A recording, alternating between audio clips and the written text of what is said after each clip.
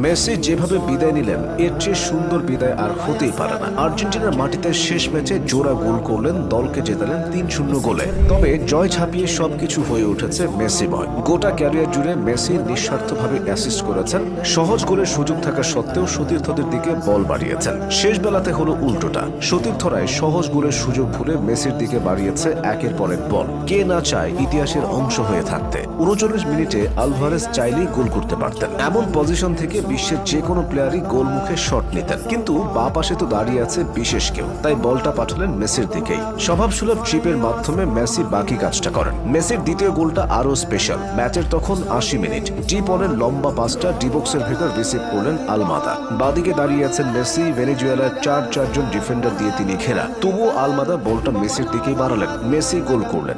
Alvarez আলমাদারা প্রমাণ করলেন মেসির মতো সেরা না হোক কিছুটা নিঃস্বার্থ দ্বারা তো হতে পেরেছেন। ২০০৭ সালের ১৮ এপ্রিল, আজ থেকে ঠিক ৬৭১৫ দিন আগে আর্জেন্টিনার মাটিতে আর্জেন্টিনার জার্সিতে মেসি প্রথম ম্যাচটা খেলেছিলেন। মেসি তখন ১৯ বছরের তাগড়া যুবক।